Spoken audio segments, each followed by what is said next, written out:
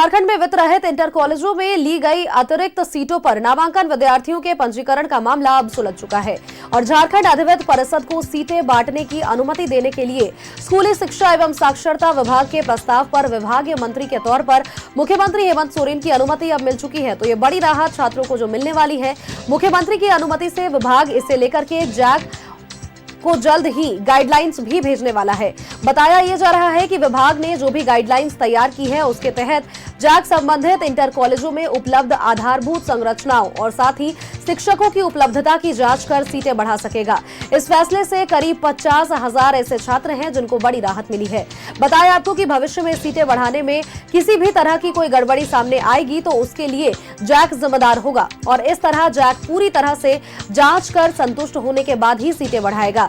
ये भी बताया कि विभाग ने इंटर कॉलेजों को 128 सीटों पर ही नामांकन की अनुमति दी थी और इस कारण से संबंधित विद्यार्थियों का 11वीं में पंजीकरण नहीं हो पा रहा था।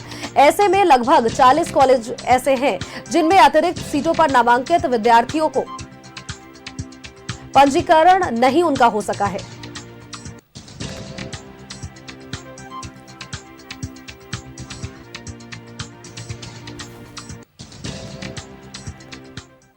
और खबर पर अपडेट्स के साथ सहयोगी अंजनी हमारे साथ बने हुए हैं। अंजनी का एक बार रुख कर लेते हैं। अंजनी, झारखंड में वित्त रहित इंटर कॉलेजों में ली गई अतिरिक्त सीटों पर अब नामांकित विद्यार्थियों को पंजीकरण का मामला अब सुलझ चुका है और ऐसे में 50,000 ऐसे विद्यार्थी हैं जिनके भविष्य का फैसला अब होगा और आसानी से उन्हें नामांकन इन कॉलेजों में मिल पाएगा। अपडेट्स क्या है पूरा मामले में?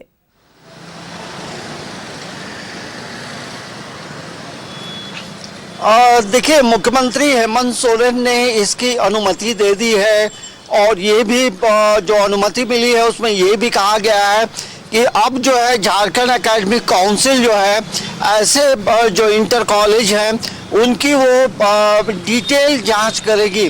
डिटेल जांच का मतलब ये होता है, दरअसल पूरे झारखंड में आप देखेंगे वित्त रहित जो इंटरमीडिएट कॉलेजेस चलते हैं वो कई मापदंडों को पूरा नहीं करते हैं।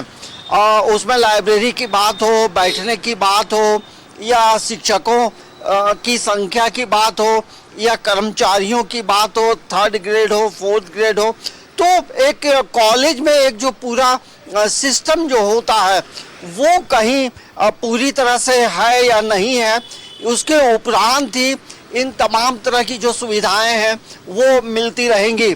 लेकिन देखना ये होगा, देखेंगे झारखंड में जहाँ डिग्री कॉलेजेस में जो इंटरमीडिएट की जो पढ़ाई होती थी वो पूरी तरह से बंद कर दिया गया है।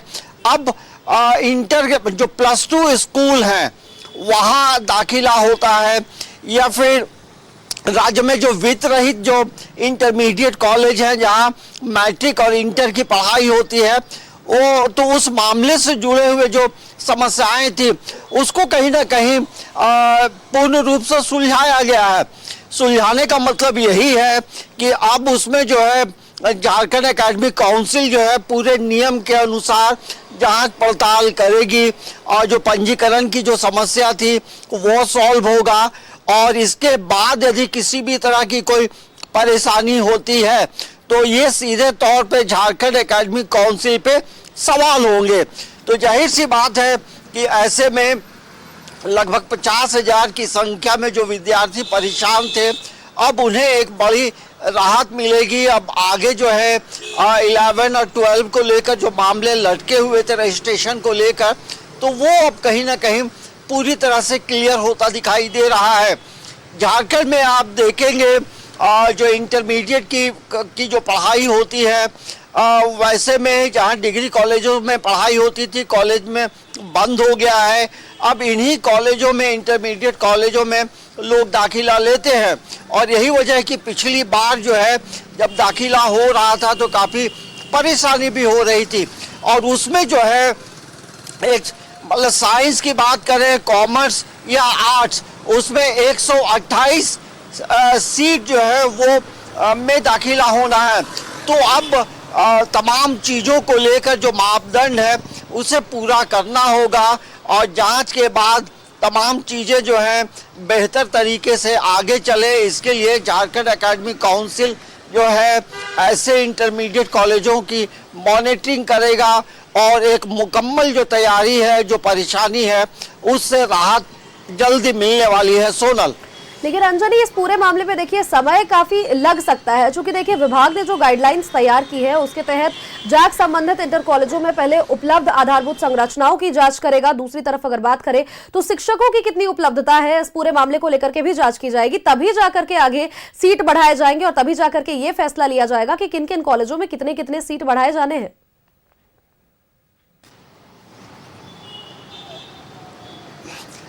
ये आप देखेंगे पूरे झारखंड में जो वित्त रहित इंटरमीडिएट कॉलेजेस जो चलते हैं, उन वैसे कॉलेजों में गंभीर आरोप भी लगते रहे हैं। ये आरोप इसलिए लगता रहा है कि एक कमरे में कहीं एक कमरे में 2 कमरे में कॉलेजेस चलते हैं, और ये भी आरोप लगता है कि ऐसे जो वित्त रहित जो कॉलेज हैं वहाँ कहीं ना कहीं अपने परिजनों को लोगों ने क्लर्क, प्यून और शिक्षक के पद पे, कहीं प्रिंसिपल के पद पे लोगों ने बैठा रखा। तो अब जब पूरी तरह से जांच पड़ताल होगी, क्योंकि ये सवाल जो है काफी लंबे समय से उठते रहे हैं और इन सवालों से वित्त रहित कॉलेज के जो लोग हैं वो भागते भी रहे हैं। तो हमें लगता है जब पूरी जांच होगी और जब बेहतरीन टीम होगी, जो जहां किसी भी तरह के आरोप नहीं है, उनके लिए कोई परेशानी नहीं है। क्योंकि देखिए वित्त रहित कॉलेज का जो इंटरमीडिएट कॉलेज का जो मामला है, उसमें सरकार अनुदान देती है और उन अनुदान को लेकर के सरकार भी चाहेगी कि हम जब पैसे देते हैं, अनुदान देते हैं, तो तमाम चीज़ें जो है नियम के अनुसार हो। तो ये जब झारखंड एकेडमिक काउंसिल इन चीज़ों की जांच करेगा, पड़ताल करेगा, देखेगा कि कमरा कितना है, शिक्षक कितने हैं और लैब कितने हैं, लाइब्रेरी की क्या स्थिति है, तो एक कॉलेज का जो पूरा जो सेटअप होता है वो है या नहीं है, और यदि कहीं कमी है तो वहाँ नियम के अनुसार शिक्षकों को लेना होगा, रखना होगा। तो ये एक बड़ा मामला है, समय लग सकता है। आने वाले सत्र में जब दाखिला होगा तो तब उस समय किसी भी तरह की कोई परेशानी नहीं होगी, क्योंकि उसके पहले तक तमाम चीज़ें मुकम्मल कर ली जाएंगी। तो एक समय जरूर लगेगा, क्योंकि ये 15 दिन और 20 दिनों में होने वाला नहीं है। बिल्कुल अंजनी, और देखिए जांच इसीलिए भी पुख्ता ढंग से होगी, क्योंकि आगे अगर कोई गड़बड़ी होती है, आगे अगर किसी तरह की भी कोई चूक होती है, तो ऐसे में जिम्मेवारी पूरी तरह से जैक की होगी। बहुत बहुत शुक्रिया तमाम अपडेट्स, तमाम जानकारियां दर्शकों तक साझा करने के लिए अंजनी।